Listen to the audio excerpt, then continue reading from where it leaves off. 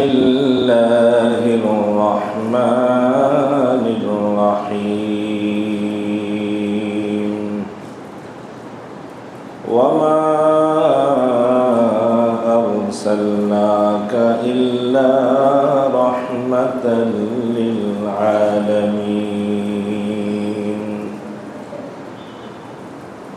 وقال رسول الله صلى الله عليه وسلم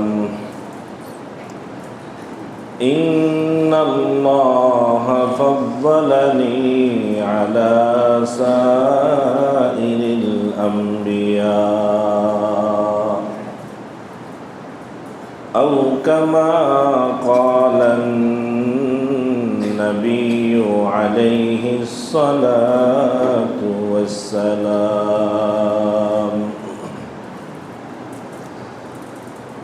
صدق الله مولانا العظيم وصدق رسوله النبي الكريم আজকে যে বিষয় নিয়ে আলোচনা করব সেটি হলো আমাদের নবীর মর্যাদা কেমন। সকল নবীকে আল্লাহ তাআলা মর্যাদা দিয়ে পাঠাইছেন, তবে সব নবীর চেয়ে সবচেয়ে বেশি মর্যাদা কার? আমাদের নবী হযরত মুহাম্মদুর রাসূলুল্লাহ সাল্লাল্লাহু আলাইহি ওয়াসাল্লাম। কয়েক ভাগে এটাকে যদি ভাগ করা হয় তাহলে বুঝতে সহজ হবে। আমাদের নবীর মর্যাদা সকল নবীদের উপর কেন বেশি? এটার এক নম্বর, আমাদের নবী জন্মগতভাবেই আমাদের নবী সকল নবীদের উপর বেশি মর্যাদাবান। সুবহানাল্লাহ। দুনিয়াতে যত নবী আগমন করেছেন, যত নবী জন্ম লাভ করেছেন, আল্লাহ তাআলা তাদেরকে নির্বাচিত করেছেন, দুনিয়াতে পাঠাইছেন। কিন্তু আমাদের নবীকে তো আল্লাহ তাআলা সারা পৃথিবী সৃষ্টি করার আগে রূহ জগতে সর্বশেষ নবী হিসাবে নির্বাচিত করেছেন। সুবহানাল্লাহ। আমাদের নবী আউয়াল, আমাদের নবী আখির, অর্থাৎ আমাদের নবী শুরু, আমাদের নবী আবার শেষ। তার মানে হলো সারা পৃথিবী সৃষ্টি করার পূর্বেই আল্লাহ তাআলা সর্বপ্রথম আমাদের নবীকে সৃষ্টি করেছেন, আর নবীদের আগমনের ধারাবাহিকতায় আল্লাহ তাআলা আমাদের নবীকে সর্বশেষ আখিরি নবী খাতামুন নবিয়্যিন হিসাবে দুনিয়ার জমিনে প্রেরণ করেছেন। সুবহানাল্লাহ। তবে অন্যান্য নবীদেরকে যে আল্লাহ তাআলা দুনিয়ার জমিনে প্রেরণ করেছেন, স্বাভাবিকভাবে আল্লাহ তাআলা অন্যান্য নবীদেরকে দুনিয়ার জমিনে প্রেরণ করেছেন অমুক এলাকার জন্য, অমুক জাতির জন্য নবীর প্রয়োজন। আল্লাহ তাআলা সিদ্ধান্ত নিয়ে একজন নবী পাঠিয়ে দিয়েছেন। কিন্তু আমাদের নবীর আগমনটা ছিল অত্যন্ত ভিন্ন ধরনের আগমন। দুনিয়াতে যত নবী আগমন করেছেন স্বাভাবিকভাবে আগমন করেছেন, এমন কোন নবী নাই যে নবীর আগমনের জন্য আল্লাহর নিকট আবেদন জানানো হয়েছিল। কিন্তু আমাদের নবী হলেন এমন যে আমাদের নবী দুনিয়াতে আগমনের জন্য হযরতে ইব্রাহিম আলাইহিস সালাতু ওয়াস সালাম আল্লাহর দরবারে আবেদন জানিয়েছেন। সুবহানাল্লাহ। কিভাবে? ইব্রাহিম আলাইহিস সালাতু ওয়াস সালাম যখন বাইতুল্লাহ নির্মাণ করলেন, ইসমাঈল আলাইহিস সালাতু ওয়াস সালামকে নিয়ে সংস্কার করলেন, তখন আল্লাহর দরবারে ইব্রাহিম এবং ইসমাঈল আলাইহিস সালাতু ওয়াস সালাম 5টা দোয়া করেছিলেন। কোরআন কারীমের মধ্যে আছে, وَإِذْ يَرْفَعُ إِبْرَاهِيمُ الْقَوَاعِدَ مِنَ الْبَيْتِ وَإِسْمَاعِيلُ।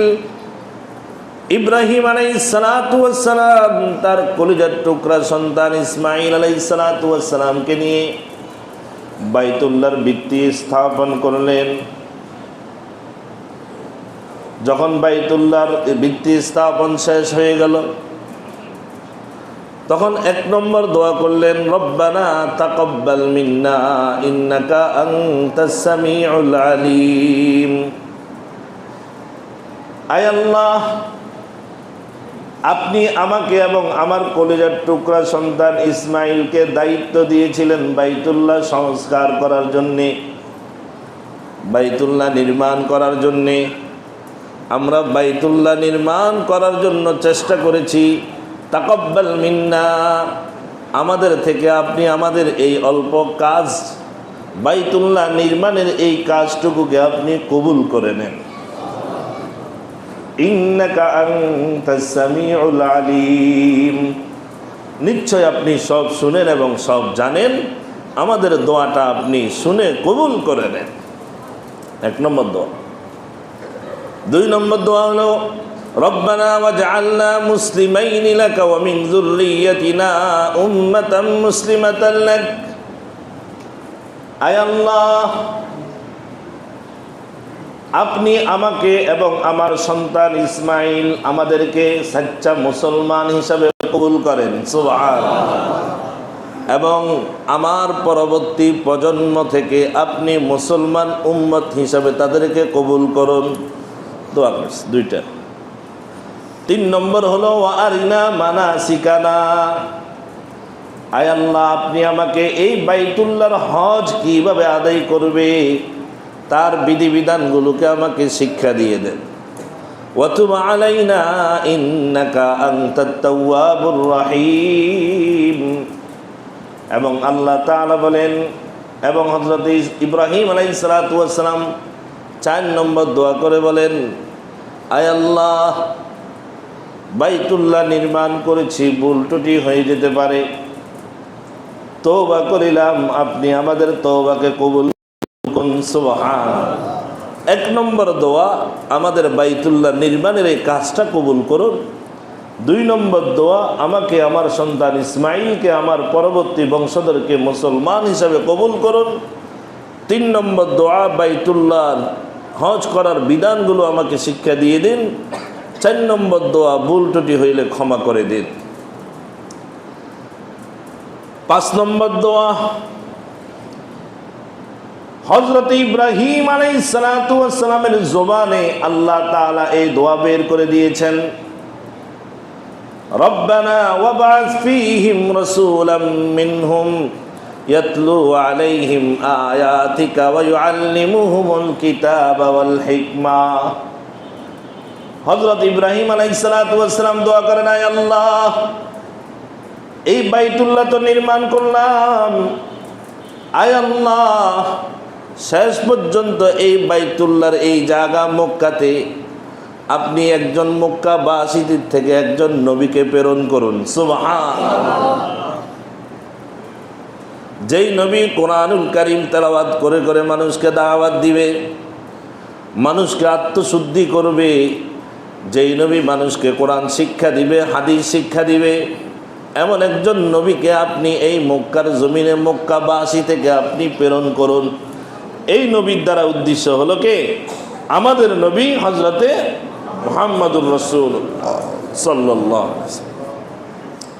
ইব্রাহিম আলাইহিস সালাতু ওয়াস সালামের মাধ্যমে আমাদের নবী দুনিয়াতে আগমনের হাজারো বছর পূর্বে আল্লাহ তাআলা আল্লাহর দরবারে আবেদন পেশ করছে যে আখিরি নবী মুহাম্মদকে দুনিয়ার জমিনে প্রেরণ করুন, সুবহানাল্লাহ।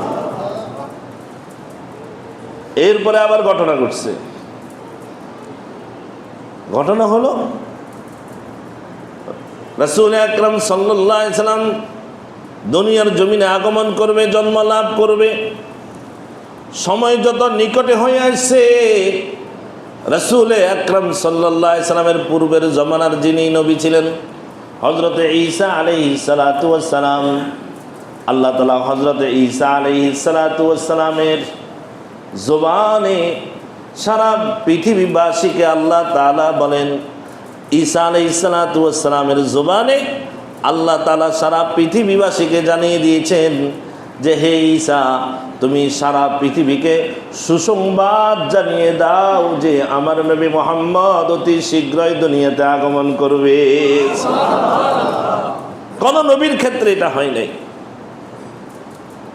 যেমন কোরআনুল কারীমের মধ্যে আল্লাহ তাআলা বলেন, ওয়াইদ ক্বালা ঈসা ইবনু মারইয়াম ইয়া বনি ইসরাঈল ইন্নী রাসূলুল্লাহি ইলাইকুম মুসাদ্দিকান লিমা বাইনা ইয়াদাইহি মিনাত তাওরাহ ওয়া মুবাশশিরান বিরাসূলিন ইয়াতি মিন বাদি ইসমুহু আহমদ। হযরত ঈসা আলাইহিস সালাতু ওয়াস সালাম বলেন, হে বনি ইসরাঈল, তোমরা স্মরণ করে রাখো, আমি তোমাদের নিকট আল্লাহর পক্ষ থেকে একজন প্রেরিত রাসূল। আমি তাওরাত, আমার উপর তাওরাত দান করা হয়েছে, যে তাওরাতের মাধ্যমে পূর্বেকার সকল কিতাবকে আমি সত্যায়ন করি।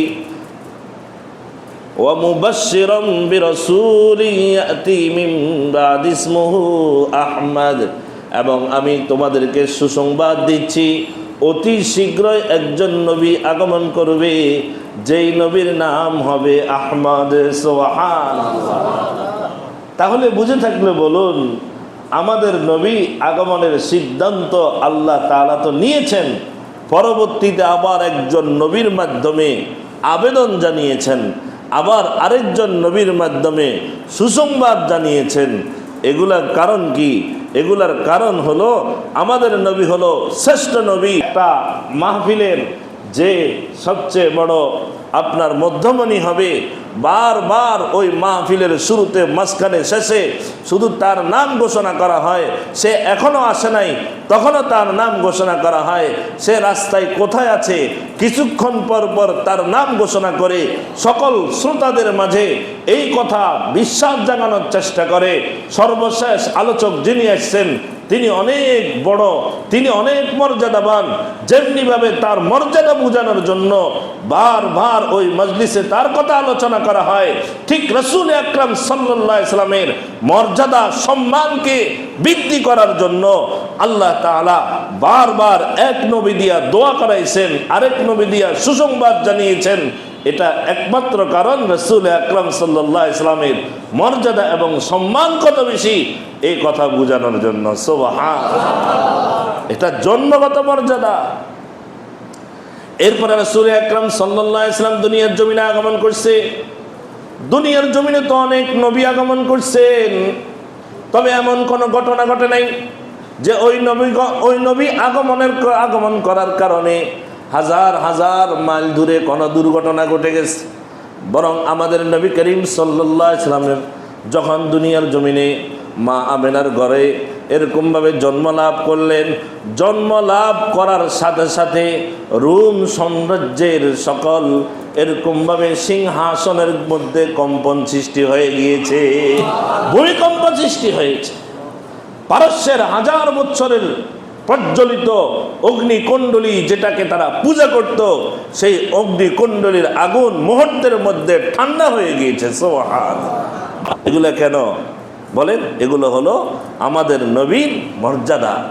কথা কি বুঝেন নাই? এটা হলো আমাদের নবীর জন্মগতভাবে মর্যাদা। সংক্ষেপে বলছি। 2 নম্বর হলো আমাদের নবী করিম সাল্লাল্লাহু আলাইহি সাল্লাম, তিনি শ্রেষ্ঠ নবী। কিভাবে? আমাদের নবীর 2 নম্বর মর্যাদা, বংশীয় মর্যাদা অনেক বেশি। কারণ সারা পৃথিবীর মধ্যে সবচেয়ে দামি যেই বংশ, সেই বংশের মধ্যে আল্লাহ তাআলা আমাদের নবীকে প্রেরণ করেছেন। সুবহানাল্লাহ বলেন। এবং সবচেয়ে মর্যাদাবান যে গোত্র, সেই গোত্রের মধ্যে আল্লাহ তাআলা আমাদের নবীকে প্রেরণ করেছেন। যেমন তিরমিজি শরীফের হাদিসের মধ্যে রাসূল আকরাম সাল্লাল্লাহু আলাইহি সাল্লাম ইরশাদ করেন, ইন্নাল্লাহা আস্তাফা মিন ওয়ালাদি ইব্রাহিম ইসমাঈল। আল্লাহ তাআলা ইব্রাহিম আলাইহিস সালাতু ওয়াস সালামের সন্তানদের থেকে ইসমাঈলকে বিশেষভাবে আল্লাহ তাআলা নির্বাচিত করেছেন। ওয়াস্তাফা মিন ওয়ালাদি ইসমাঈল বনি কানানা। ইসমাঈল আলাইহিস সালাতু ওয়াস সালামের সন্তান থেকে বনু কানানা নামে একটা গোত্রকে আল্লাহ তাআলা বিশেষভাবে মর্যাদা দিয়েছেন। ওয়াস্তাফা মিন বনি কানানা কুরাইশান। বনু কানানা গোত্রের বিভিন্ন শাখা প্রশাখা ছিল, তবে বনু কানানা গোত্রের একটা শাখা ছিল কুরাইশ। আল্লাহ তাআলা বনু কানানা থেকে কুরাইশ বংশটাকে বেশি প্রাধান্য দিয়েছেন। ওয়াস্তাফা মিন বনি কানানা। বনি হাশিম ওয়াস্তাফা মিন কুরাইশিন মিন বনি হাশিম। আর কুরাইশ বংশের মধ্যে আবার বিভিন্ন শাখা পোশাখা ছিল। ওই কুরাইশ বংশের মধ্য থেকে বিভিন্ন শাখা পোশাখা থেকে বনু হাশিম গোত্রটা ছিল সবচেয়ে বেশি সম্মানিত। আল্লাহর হাবিব বলেন ওয়াস্তাফানি মিন বনি হাশিম, আল্লাহ তাআলা সবচেয়ে সম্মানিত বংশ কুরাইশের বনু হাশিম, সবচেয়ে সম্মানিত গোত্র বনু হাশিমে আমি নবীকে আল্লাহ তাআলা নির্বাচিত করেছেন। সুবহানাল্লাহ। কি বলেন? হযরত ইব্রাহিম আলাইহিস সালাতু ওয়াস সালামের সন্তান ইসমাঈল আলাইহিস সালাতু ওয়াস সালামকে আল্লাহ তাআলা জবে করার ঘটনার মাধ্যমে আল্লাহ তাআলা তাকে মর্যাদা দান করেছে। আর ইসমাঈল আলাইহিস সালাতু ওয়াস সালামের থেকে যেই গোত্রটা হয়েছিল সেটাকে বলা হয় বনি কেনানা। সেই গোত্রটাকে আল্লাহ তাআলা সম্মানিত করেছেন। বনু কেনানা গোত্রের বিভিন্ন শাখা পোশাখা ছিল। সকল শাখা পোশাখা থেকে সবচেয়ে দামি শাখা ছিল কুরাইশ। আবার ওই কুরাইশের মধ্য থেকে সবচেয়ে দামি ছিল বনু হাশিম। আল্লাহর হাবিব বলেন আল্লাহ তাআলা এত শ্রেষ্ঠত্ব, এত মর্যাদার উপর মর্যাদাবান বাছাই করে করে আল্লাহ তাআলা আমাকে সর্বশ্রেষ্ঠ গোত্র হাশিম গোত্রে আল্লাহ তাআলা আমাকে এরকমভাবে জন্ম দিয়েছেন। সুবহানাল্লাহ। এটার জন্য আল্লাহ আমাকে এরকমভাবে নির্বাচিত করেছেন। এই জন্য আমাদের নবী বংশের উপরে কেউ আঘাত করতে কি পারবে না। আর কথা বলে না কেন? আমাদের নবীর জন্ম নিয়ে কেউ আঘাত করতে পারবে না, কারণ আমাদের নবীর জন্ম ছিল, আমাদের নবী যেরকম শ্রেষ্ঠ নবী, আমাদের নবীর জন্মটাও হয়েছে শ্রেষ্ঠ পদ্ধতিতে। আমাদের নবী যেমনিভাবে শ্রেষ্ঠ নবী, আমাদের নবীর বংশটাও ছিল শ্রেষ্ঠ বংশ। সুবহানাল্লাহ। তিরমিজি শরীফের হাদিসের মধ্যে এজন্য রাসূল আকরাম সাল্লাল্লাহু আলাইহি ওয়াসাল্লাম বলেন ইন্নাল্লাহা জাআলানি মিন খায়রি কাবিলাতিন, ইন্নাল্লাহা জাআলানি মিন খায়রি কাবিলাতিন। রাসূল আকরাম সাল্লাল্লাহু আলাইহি ওয়াসাল্লাম বলেন হযরত আদম আলাইহিস সালাতু ওয়াস সালাম থেকে নিয়ে হযরত ঈসা আলাইহিস সালাতু ওয়াস সালাম পর্যন্ত অনেক নবী রাসূলকে আল্লাহ দুনিয়ার জমিনে প্রেরণ করেছেন। এক একজন নবীকে এক একটা গোত্র তো অবশ্যই প্রেরণ করেছেন। আদম আলাইহিস সালাতু ওয়াস সালামকে একটা গোত্রে প্রেরণ করেছেন, হযরত নূহ আলাইহিস সালাতু ওয়াস সালামকে একটা গোত্রে প্রেরণ করেছেন, হযরত ইব্রাহিম আলাইহিস সালাতু ওয়াস সালামকে একটা বংশ বা গোত্রে প্রেরণ করেছেন, হযরতে এরকমভাবে ইসমাঈল আলাইহিস সালাতু ওয়াস সালামকে একটা বংশ বা গোত্রে প্রেরণ করেছেন। এরকমভাবে হযরত মূসা আলাইহিস সালাতু ওয়াস সালামকে একটা বংশ বা গোত্রে প্রেরণ করেছেন। এরকমভাবে হযরত ঈসা আলাইহিস সালাতু ওয়াস সালামকে একটা বংশ বা গোত্রে প্রেরণ করেছেন। যত নবী দুনিয়ার জমিনে প্রেরণ করেছেন, সকল নবীদের গোত্র এবং বংশের যে মর্যাদা ছিল, আমাদের নবীর বংশ এবং গোত্রের মর্যাদা তার চেয়েও বেশি। কিয়ামত পর্যন্ত এই বংশের চেয়ে মর্যাদাবান বংশ দুনিয়ার জমিনে আর হবে না। সুবহানাল্লাহ। রাসূল আকরাম সাল্লাল্লাহু আলাইহি ওয়াসাল্লামের দাদা আব্দুল মুত্তালিব, সে অনেক ধার্মিক ছিল। সে বাইতুল্লাহর খেদমত করত। বাইতুল্লাহর চাবি আব্দুল মুত্তালিবের কাছে ছিল। এই আব্দুল মুত্তালিবের 16 জন সন্তান, 10 জন ছিল ছেলে, 6 জন ছিল মেয়ে। এই ছেলেদের মধ্য থেকে আব্দুল মুত্তালিবের 10 ছেলে, 10 ছেলের মধ্য থেকে একজনের নাম হলো আব্দুল শামস, আরেকজনের নাম হলো এরকমভাবে আব্দুল উজ্জা, আরেকজনের নাম হলো নৌফেল, আরেকজনের নাম হলো হামজা, আরেকজনের নাম হলো আব্বাস। এইভাবে 10 জনের নাম আব্দুল। এই 10 জনের মধ্য থেকে 10 জনের মধ্য থেকে সবচেয়ে ধার্মিক এবং সবচেয়ে নম্র ভদ্র উত্তম চরিত্রের অধিকারী ছিলেন আব্দুল্লাহ। যে আব্দুল্লাহর নামটা ছিল আব্দুল্লাহ মানে হলো আল্লাহর গোলাম। বাকি নামগুলোর মধ্যে শিরিকের আভাস পাওয়া যায়। আব্দুল শামস মানে হলো সূর্যের গোলাম। সূর্যের গোলাম, আমরা কি আল্লাহর গোলাম না সূর্যের গোলাম? এই সূর্যের গোলাম, এটার মধ্যে শিরিক পাওয়া যায়। আব্দুল উজ্জা, উজ্জার গোলাম, এটার মধ্যে শিরিক পাওয়া যায়। এইভাবে অন্য অন্য নামগুলোর অর্থ সুন্দর নয়, কিন্তু রাসূল আকরাম সাল্লাল্লাহু আলাইহি সাল্লাম দুনিয়াতে আগমন করার পূর্বে রাসূল আকরাম সাল্লাল্লাহু আলাইহি সাল্লামের বাবার নামটাকে আগে সিলেক্ট করে দিয়েছেন আব্দুল্লাহ। সুবহানাল্লাহ। আব্দুল্লাহ মানে হলো আল্লাহর বান্দা। আব্দুল্লাহ মানে কি? আল্লাহর বান্দা। এটা আল্লাহর নিকট সবচেয়ে বেশি পছন্দনীয় নাম। সুবহানাল্লাহ। এই আব্দুল্লাহর ঘরে রাসূল আকরাম সাল্লাল্লাহু আলাইহি সাল্লাম জন্ম নিয়েছে। তারপরে রাসূল আকরাম সাল্লাল্লাহু আলাইহি সাল্লামের মার নাম কি? আমেনা। আমেনা মানে হলো কি? আমানতদার। আমেনা মানে হলো কি? আমানতদার। রাসূল আকরাম সাল্লাল্লাহু আলাইহি সাল্লামের আম্মা জানকে আল্লাহ তাআলা আমানতদারি উপাধি দিয়ে আল্লাহ তাআলা আগ থেকে তার নাম সিলেক্ট করে রেখেছে। সুবহানাল্লাহ বলেন। আরেকটু দেখেন, রাসূল আকরাম সাল্লাল্লাহু আলাইহি সাল্লামের দুধ মা ছিল কে? হালিমাতুস সাদিয়া রাদিয়াল্লাহু তাআলা না। হালিমা মানে হলো ধৈর্যশীল। রাসূল আকরাম সাল্লাল্লাহু আলাইহি সাল্লাম ছোট্ট বাচ্চাকে মাদের লালন পালন করতে হলে অনেক কষ্ট হয়, অনেক ধৈর্যের পরিচয় দিতে হয়। রাসূল আকরাম সাল্লাল্লাহু আলাইহি সাল্লামকে সুন্দরভাবে লালন পালন করার জন্যে হালিমাতুস সাদিয়ার নামকে আল্লাহ তাআলা ধৈর্যশীল নারী হিসাবে আগ থেকে আল্লাহ তাআলা সিলেক্ট করে দিয়েছে। সুবহানাল্লাহ। এইভাবে রাসূল আকরাম সাল্লাল্লাহু আলাইহি সাল্লামের পুরা বংশের উপরে যদি আমরা আলোচনা করতে যাই, রাসূল আকরাম সাল্লাল্লাহু আলাইহি সাল্লামের বংশ এবং মর্যাদা ছিল সবচেয়ে ঊর্ধ্বে এবং সবচেয়ে সম্মানিত সম্ভ্রান্ত বংশে রাসূল আকরাম সাল্লাল্লাহু আলাইহি সাল্লাম জন্ম লাভ করেছেন। এটার দ্বারা বোঝা যায় জন্মগতভাবে যেরকম রাসূল আকরাম সাল্লাল্লাহু আলাইহি সাল্লাম মর্যাদাবান, বংশীয়ভাবেও রাসূল আকরাম সাল্লাল্লাহু আলাইহি সাল্লাম কি মর্যাদাবান।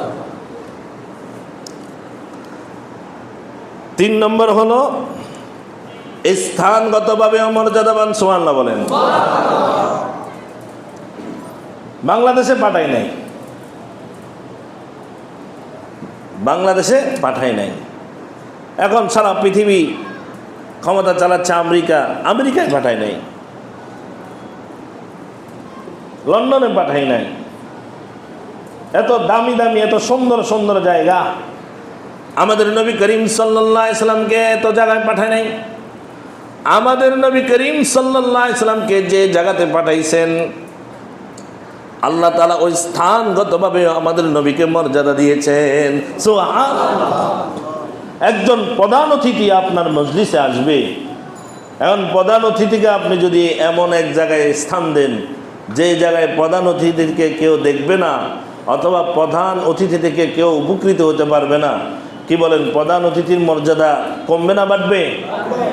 রাসূল আকরাম সাল্লাল্লাহু আলাইহি সাল্লাম শ্রেষ্ঠ নবী, সর্বশ্রেষ্ঠ নবী। এই কারণে রাসূল আকরাম সাল্লাল্লাহু আলাইহি সাল্লামকে জাজিরাতুল আরব, আরব বিশ্বে আল্লাহ তাআলা পাঠিয়েছেন। তার কারণ হলো, কথাটা বুঝার আগে কথা বুঝতে হবে। জাজিরাতুল আরব, আরব বিশ্ব, যেটা বিশ্ব মানচিত্র খুলে দেখলে দেখতে পাবেন আরব বিশ্বের 3 দিকে সকল আরব নদী, মহাসাগর, আরব সাগর ইত্যাদি এগুলা। আরেক দিকে একটা পথ আছে যে পথ দিয়ে সিরিয়ার দিকে, ইয়েমেনের দিকে ইত্যাদির দিকে আসা যাওয়া করা যায়। তাহলে আরব বিশ্বটা হলো এমন যার 3 দিক দিয়ে কি সাগর, আর একটা দিক যেটা দিয়ে এরকমভাবে সিরিয়া ইত্যাদির দিকে যাওয়া যায়। মুফাসসিরিনে কেরাম বলেন এটার দৃষ্টান্ত হলো কলবের মতো। আমাদের শরীরের মধ্যে যে একটা হাড় আছে, হাড়, কলব, হৃৎপিণ্ড, এই হাড় এটার 3 দিকে এটার সাথে শরীরের কোনো অংশের সাথে যুক্ত নাই। একদিকে আমাদের শিরা, উপশিরার সাথে রগ, এগুলোর সাথে তার সংযুক্ত আছে, আর বাকি 3 দিকে সে পাম্পিং করে। কথা বলেন, কি করে? পাম্পিং করে। আমাদের পুরো শরীরের মধ্যে রক্তগুলোকে সঞ্চারিত করে। কথা বলেন। আমাদের শরীরের মধ্যে যেমনিভাবে একটা হাড় আছে, কলব, এই শরীরের কলব যদি নাকি,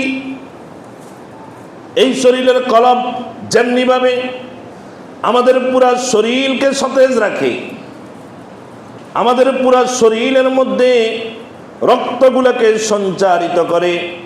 এই কারণে আমাদের পুরা শরীর এরকম সতেজ থাকে, তাজা থাকে। ঠিক তেমনিভাবে হাদিস শরীফের মধ্যে রাসূল আকরাম সাল্লাল্লাহু আলাইহি ওয়াসাল্লাম বলেন, আলা ইন্না ফিল জাসাদি লামুযগা ইযা সালুহাত সালুহাল জাসাদু কুল্লুহু ওয়া ইযা ফাসাদাত ফাসাদাল জাসাদু কুল্লুহু আলা ওয়া হিয়াল কলব। রাসূল আকরাম সাল্লাল্লাহু আলাইহি ওয়াসাল্লাম বলেন, তোমাদের শরীরের মধ্যে একটা গোশতের টুকরা আছে, ওই গোশতের টুকরা যদি নাকি ভালো থাকে তোমাদের পুরা শরীর ভালো, আর যদি নাকি ওই গোশতের টুকরা খারাপ হয়ে যায় তোমাদের পুরা শরীর খারাপ হয়ে যাবে। সেই গোশতের টুকরার নাম কি? কলব এবং হার্ট। আমার কথা কি আপনারা বুঝতেছেন? তো যেমনিভাবে আমাদের শরীরের মধ্যে একটা কলব আছে, হার্ট আছে, যেই হার্টের মাধ্যমে আমাদের পুরা শরীর পরিচালিত হয়। ওই হার্ট যদি নাকি ভালো থাকে আমাদের পুরো শরীর ভালো থাকবে। হার্ট যদি খারাপ হয়ে যায়, কলব যদি খারাপ হয়ে যায় আমাদের পুরো শরীর খারাপ হয়ে যাবে। ঠিক তেমনিভাবে আমাদের নবী করিম সাল্লাল্লাহু আলাইহি সাল্লামকে আল্লাহ তাআলা স্থানগত মর্যাদা দিতে গিয়ে রাসূল আকরাম সাল্লাল্লাহু আলাইহি সাল্লামকে সারা পৃথিবীর কত সুন্দর সুন্দর জায়গা ছিল, অন্য কোনো জায়গায় পাঠান নাই। রাসূল আকরাম সাল্লাল্লাহু আলাইহি সাল্লামকে জজিরাতুল আরবের মধ্যে পাঠিয়েছেন, কারণ জজিরাতুল আরব সারা পৃথিবীর মধ্যে এমন জায়গায় আছে যাকে বলা হয় এরকম ভাবে কলবুল আরজি জজিরাতুল আরব, যে সারা জমিনের সারা পৃথিবীর কলব। আমিন রাসূল আকরাম সাল্লাল্লাহু আলাইহি সাল্লামকে পাঠিয়েছে। আমার কলব যদি ঠিক থাকে আমার পুরা শরীর ঠিক থাকবে। আল্লাহর হাবিবকে সারা পৃথিবীর কলব সেই পাঠিয়েছে। মক্কা যদি ঠিক থাকে সারা পৃথিবী ঠিক থাকবে। রাসূল আকরাম সাল্লাল্লাহু আলাইহি সাল্লাম যেমনি ভাবে আমাদের কলব যদি ঠিক থাকে, এই কলব আমার পুরা শরীরকে সতেজ রাখবে। মক্কা যদি ঠিক থাকে সারা পৃথিবী সতেজ থাকবে। রাসূল আকরাম সাল্লাল্লাহু আলাইহি সাল্লামকে সারা পৃথিবীর সারা পৃথিবীর মাঝখান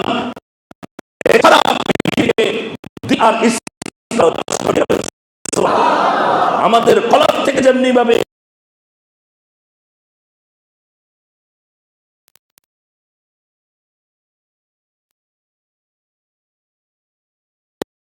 আকরাম সাল্লাল্লাহু আলাইহি সাল্লামকে দুনিয়ার জমিনে প্রেরণ করার ক্ষেত্রে আল্লাহ তাআলা সারা পৃথিবীর কলব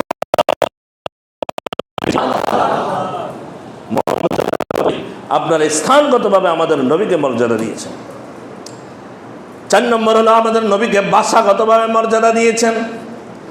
দুনিয়ার জমিনে যত নবীকে আল্লাহ তাআলা প্রেরণ করেছেন এক এক নবীকে এক এক ভাষা দিয়ে দুনিয়াতে প্রেরণ করেছেন, কিন্তু আমাদের নবীকে কি ভাষা দিয়েছেন? কথা বলেন, আরে কথা বলেন। আরবি ভাষা দান করেছেন, কারণ এই আরবি ভাষা হলো ইন্টারন্যাশনাল ভাষা। ইংরেজি ভাষা এটা আমাদের দুনিয়ার লাইনে ইন্টারন্যাশনাল ভাষা, দুনিয়াতে ইন্টারন্যাশনাল ভাষা।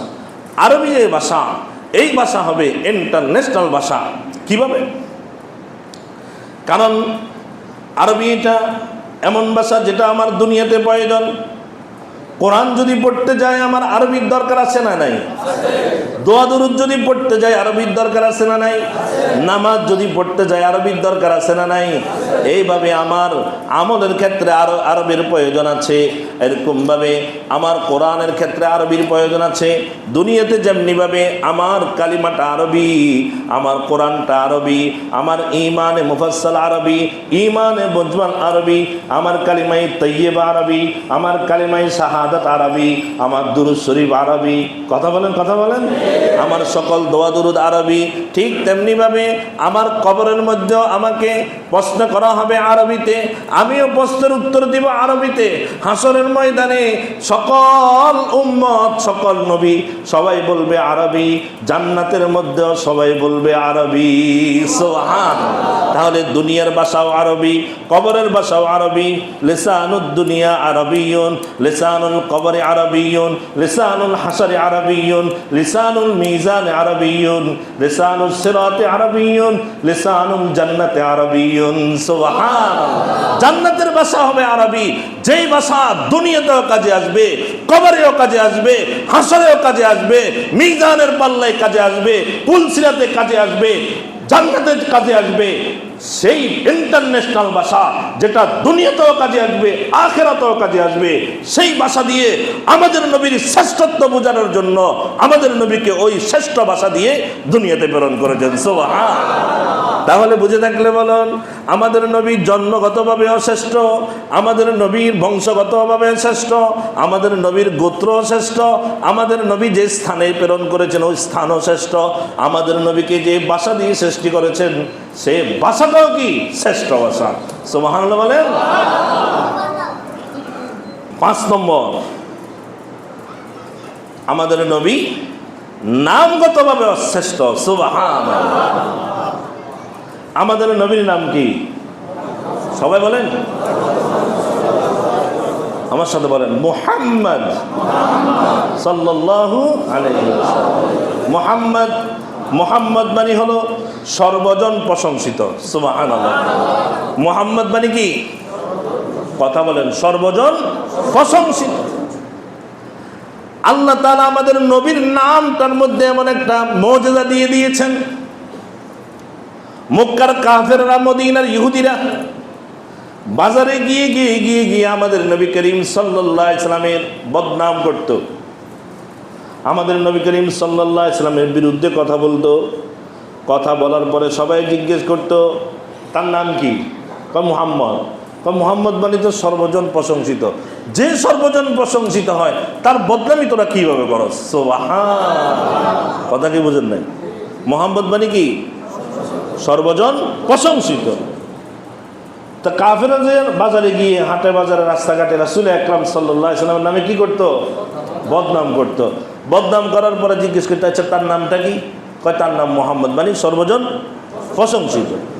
তো যার নিকট বদনাম করছে এখন সে তাকে প্রশ্ন করে, আরে যে সর্বজন প্রশংসিত, সবাই তার প্রশংসা করে, তো তোরা কেন তার বিরুদ্ধে কথা বলস? সুবহানাল্লাহ। এরপরে রাসূল আকরাম সাল্লাল্লাহু আলাইহি ওয়াসাল্লামের নাম দিয়ে দিছে, কয় না, নাম পাল্টাইতে হবে। তার নাম কি করতে হবে? পাল্টাইতে হবে। এবারে নাম দিছে মুজাম্মাম। মুজাম্মাম, মুজাম্মাম মানে হলো সর্বজন ঘৃণিত। সর্বজন কি? আচ্ছা ভালো। এরপরে যায় তারা রাসূল সাল্লাল্লাহু আলাইহি ওয়াসাল্লামের বদনামি করে। বদনামি করার পরে এখন এসে দেখে এগুলোর সাথে একটাও মিল নেই। তো কিরে, এর নাম যদি মুজাম্মাম হয়, সর্বজন ঘৃণিত হয়, কিন্তু তার সব কাজ হলো সর্বজন প্রশংসিত, তো প্রশংসিত ব্যক্তি ঘৃণিত কিভাবে হবে? তার মানে তোদের কথা মিথ্যা। সুবহানাল্লাহ। রাসূল আকরাম সাল্লাল্লাহু আলাইহি ওয়াসাল্লামের এই নামকে আল্লাহ তাআলা এত পছন্দ করেছেন, এত পছন্দ করেছেন, আরশে আজিমের সাথে, আল্লাহর নামের সাথে আরশে আজিমে মুহাম্মদ সাল্লাল্লাহু আলাইহি ওয়াসাল্লামের নামকে আল্লাহ তাআলা স্থান দিয়েছেন। সুবহানাল্লাহ। রাসূল আকরাম সাল্লাল্লাহু আলাইহি ওয়াসাল্লামের নামটাও কিন্তু অনেক মর্যাদাবান। রাসূল আকরাম সাল্লাল্লাহু আলাইহি ওয়াসাল্লাম দুনিয়াতে আগমন করার পূর্বে কোন নবীর নাম কিন্তু মুহাম্মদ ছিল না, কোন ব্যক্তির নামও মুহাম্মদ ছিল না। এটা একটা স্পেশাল নাম, যে নামটা আল্লাহ তাআলা আমাদের নবীর জন্য সিলেক্ট করে রেখেছেন। সুবহানাল্লাহ। আর আল্লাহ তাআলা শুধু রাসূল আকরাম সাল্লাল্লাহু আলাইহি ওয়াসাল্লামের নাম মুহাম্মদ দিয়েছেন যে তাই না, ওয়া রাফা'না লাকা যিকরাক। কোরআনে কারীমের মধ্যে আল্লাহ তাআলা বলেন, আপনার নাম শুধু মুহাম্মদ নাম রেখে দিলাম এটা নয়, ওয়া রাফা'না লাকা যিকরাক। আল্লাহ বলেন আমি আপনার নামের আলোচনাকে আমি এরকম ভাবে উচ্চ মর্যাদা দিয়ে দিয়েছি। এই কারণে রাসূল আকরাম সাল্লাল্লাহু আলাইহি ওয়াসাল্লামের নাম এরকম ভাবে আরশে আজিমের 8টা খুঁটি আছে, প্রত্যেকটা খুঁটির সাথে রাসূল আকরাম সাল্লাল্লাহু আলাইহি ওয়াসাল্লামের নামকে আল্লাহ তাআলা যুক্ত করে দিয়েছেন। ওয়া রাফা'না শাহীদ, রাসূল আকরাম সাল্লাল্লাহু আলাইহি ওয়াসাল্লামের নামকে আল্লাহর নাম যুক্ত করে দিয়েছেন। সুবহানাল্লাহ। জান্নাতের মধ্যে একটা গাছ হবে, যেই গাছের মৃদু বাতাস জান্নাতীরা পাবে। ওই গাছের একটা পাতা আরেকটা পাতার সাথে যখন বাড়ি খাবে, সেখান থেকে মিউজিকের একটা সাউন্ড তৈরি হবে। ওই সাউন্ড যখন তৈরি হয়ে যাবে, জান্নাতের হুর গলমানগুলো তার ওই জান্নাতের মেহমানকে নিয়ে নাচানাচি শুরু করে দিবে সুবহানাল্লাহ। এবং তারা নাচানাচি করে সেখানে একটা গান বলবে, সেই গানটা হলো হাদিস শরীফের মধ্যে আছে, নাহনুল খালিদাতু ফালা নাবিদু নাহনুন নাইমাতু ফালা নাবাসু তুবা লিমান কানা লানা ওয়া কুন্না লাহু। সুবহানাল্লাহ বলেন। এইভাবে যখন হুরুল মানগুলো জান্নাতে নিয়ে যখন নাচা শুরু করে দিবে, তখন একটা গাছ দেখা যাবে, যেই গাছের একটা পাতা আরেকটা পাতার সাথে যখন লাগবে, সেখান থেকে একটা সাউন্ড তৈরি হবে। ওই সাউন্ড হুরুল মানগুলোকে আরো নাচার জন্য এরকম ভাবে উদ্বুদ্ধ করবে। আর ওই গাছের মধ্যে একটা পাতার মধ্যে লেখা থাকবে আল্লাহ, আরেকটা পাতার মধ্যে লেখা থাকবে মুহাম্মদ। সুবহানাল্লাহ। ওয়া রাফা'না লাকা যিকরাক। আল্লাহ বলেন, আমি আপনার নামকে উঁচু করে দিয়েছি। আপনার নামের মতো এরকম নাম দুনিয়াতে আর নাই যে নামকে আমি উঁচু করে দিয়েছি। আপনার নাম এমন একটা নাম হবে, আপনি দুনিয়াতে আসার আগে আসমানি যত কিতাব আছে প্রত্যেক কিতাবে আপনার নাম থাকবে। সুবহানাল্লাহ বলেন। কোরআনের মধ্যে আপনার নাম থাকবে। দুনিয়া থেকে আপনি চলে যাবেন, আপনার হাজার হাজার লক্ষ লক্ষ হাদিস বর্ণনা করবেন, প্রত্যেকটা হাদিসের মধ্যে আপনার নাম থাকবে। সুবহানাল্লাহ। কিয়ামত পর্যন্ত ওই হাদিসগুলো পড়বে আর আপনার নাম পড়তে থাকবে। সুবহানাল্লাহ। এরকম ভাবে আযানের মধ্যে আপনার নাম, আশহাদু আন্না মুহাম্মাদুর রাসূলুল্লাহ। সুবহানাল্লাহ বলেন। প্রতিদিন 5 বার আযানের সময় আপনার নাম এরকম ভাবে উচ্চারিত হবে, ইকামতের সময় আপনার নাম উচ্চারিত হবে, এরকম ভাবে দুরূদ শরীফের মধ্যে আপনার নাম উচ্চারিত হবে। সুবহানাল্লাহ। প্রত্যেকটা আসমানি কিতাবে আপনার নাম ছিল। রাসূল আকরাম সাল্লাল্লাহু আলাইহি সাল্লাম দুনিয়াতে আগমন করার আগেই রাসূলের নামকে আল্লাহ তাআলা উঁচু করে দিয়েছেন। দুনিয়াতে আগমন করেছে, চলে গেছেন, কিয়ামত পর্যন্ত রাসূল আকরাম সাল্লাল্লাহু আলাইহি সাল্লামের নামকে আল্লাহ তাআলা এরকম ভাবে উচ্চ মর্যাদা দিয়ে রাখবেন। এটার দ্বারাই প্রমাণ আল্লাহ তাআলা আমাদের নবীকে শ্রেষ্ঠত্ব দিয়েছেন নামের মাধ্যমেও। আমাদের নবীর নাম যত শ্রেষ্ঠ, আমাদের নবী তার চেয়েও বেশি শ্রেষ্ঠ। সুবহানাল্লাহ।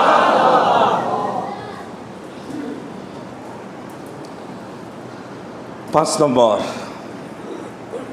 পরিচয়ের মাধ্যমে শ্রেষ্ঠত্ব দান। পরিচয়ের মাধ্যমে কি দিয়েছেন? শ্রেষ্ঠত্ব দিয়েছেন। একটা মানুষ ভাইরাল, সবাই চিনি, এটাও তার শ্রেষ্ঠত্বের একটা কি মাধ্যম। সুবহানাল্লাহ বলেন। আমাদের নবীকে ভাইরাল করে দিয়েছে। দুনিয়াতে আগমন করার আগেই, দুনিয়া সৃষ্টি করার আগেই আমাদের নবীকে সৃষ্টি করেছে। আদম আলাইহিস সালাতু ওয়াস সালাম জান্নাত থেকে যখন বের হয়ে গেলেন, তখন জান্নাতের দরজার দিকে তাকায়। ওমা তাকানোর পরে দেখা যায় সেখানে আল্লাহর নামের সাথে কার নাম আছে? সুবহানাল্লাহ বলেন। তা আমাদের নবীকে চিনছে, চিনি বলে কয় যে আল্লাহ উনি কে? উনি আমার আখিরি নবী মুহাম্মাদুর রাসূলুল্লাহ সাল্লাল্লাহু আলাইহি ওয়াসাল্লাম। আমাদের নবীকে হযরত আদম আলাইহিস সালাতু ওয়াস সালাম চিনতো, আমাদের নবীকে হযরত নূহ আলাইহিস সালাতু ওয়াস সালাম চিনতো, আমাদের নবীকে হযরত ইব্রাহিম আলাইহিস সালাতু ওয়াস সালাম চিনতো, আমাদের নবীকে হযরত ইসমাঈল আলাইহিস সালাতু ওয়াস সালাম চিনতো, আমাদের নবীকে হযরত মূসা আলাইহিস সালাতু ওয়াস সালাম চিনতো, আমাদের নবীকে হযরত ঈসা আলাইহিস সালাতু ওয়াস সালাম চিনতো।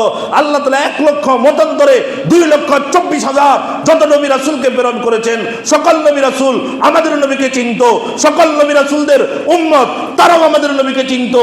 আসমানি সকল কিতাবের মধ্যে আমাদের নবীর পরিচয় দিয়ে দেওয়া হয়েছে। সকল নবী আমাদের নবীর দোহাই দিয়ে তার উম্মতকে দাওয়াত দিত। এরকম ভাবে জাহিলিয়াতের জমানায় সকল জাহেল আমাদের নবীর আগমনের সুসংবাদ জেনে তারা বুঝতো যে এমন একজন নবী আসবে যে আমাদের থেকে এই জাহালাতকে দূর করবে। জাহিলি জমানায় আমাদের নবীকে সবাই চিনতো। আমাদের নবী যেই দিন জন্ম লাভ করেছে তার আগে সবাই চিনতো, যেই দিন জন্ম নিয়েছে সেই দিনও চিনছে, যেই দিন নবুয়ত পেয়েছে সেই দিনও চিনেছে, নবুয়তের আগেও চিনতো, নবুয়তের পরেও চিনতো, মৃত্যুর আগেও চিনতো, মৃত্যুর পরেও চিনতো। সারা পৃথিবীর মানুষ কিয়ামত পর্যন্ত আমাদের নবীকে চিনবে। সুবহানাল্লাহ। শুধু তাই না, মুসলমান আমাদের নবীকে চিনে, ইহুদি আমাদের নবীকে চিনে, খ্রিস্টান আমাদের নবীকে চিনে, নাস্তিক আমাদের নবীকে চিনে, হিন্দুরা আমাদের নবীকে চিনে, বৌদ্ধরা আমাদের নবীকে চিনে। যত ধরনের ধর্ম আছে, যত ধরনের জাত আছে, যত ধরনের গোষ্ঠী আছে, সবার কাছে আমাদের নবী পরিচিত। সুবহানাল্লাহ। কোরআনে কারীমের মধ্যে এই জন্য আল্লাহ তাআলা কি বলেন? ইয়ারিফুনাহু কামা ইয়ারিফুনা আবনাহুম। আল্লাহ তাআলা বলেন ইহুদি এবং নাসারা, ইহুদি মানে যারা তাওরাতের বিশ্বাসী ছিলেন, আর নাসারা মানে যারা ইনজিলের বিশ্বাসী ছিল, এরকম ভাবে ইহুদি নাসারা তারা আমাদের নবীকে তাদের নিজের সন্তানের মতো চিনত। সুবহানাল্লাহ বলেন। আব্দুল্লাহ ইবনে সালাম ইহুদিদের একজন সর্দার ছিল। সেই ইহুদিদের সর্দার আব্দুল্লাহ ইবনে সালাম সেই ইসলাম গ্রহণ করেছে।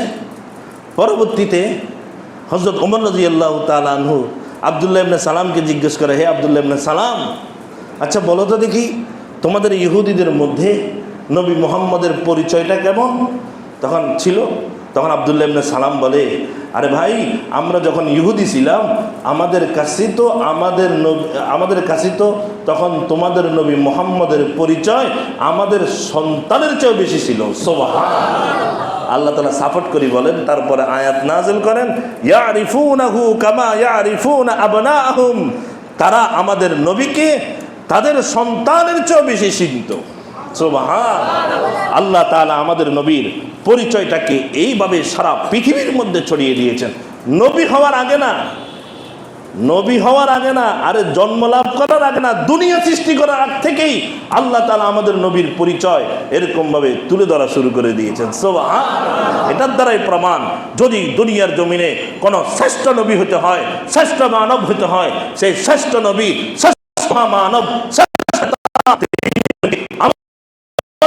নবী মুহাম্মদুর রাসূলুল্লাহ সাল্লাল্লাহু আলাইহি ওয়াসাল্লাম। চাচা আবু তালেব রাসূল সাল্লাল্লাহু আলাইহি ওয়াসাল্লাম ভাতিজা, 12 বছর হাঁটা চলা করতে পারে।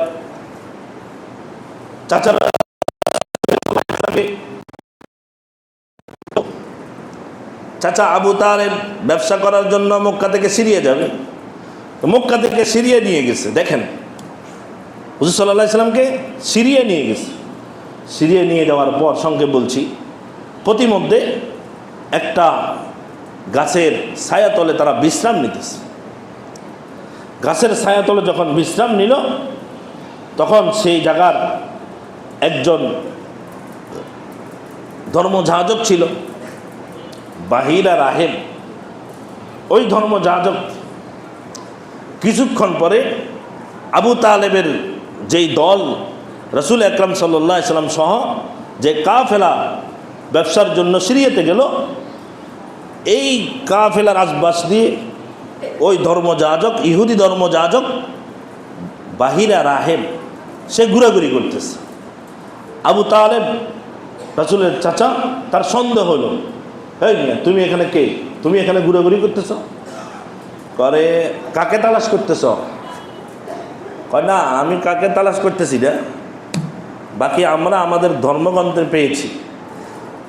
দেখেন, আমরা আমাদের ধর্মগ্রন্থে পেয়েছি আজকের এই মাসে,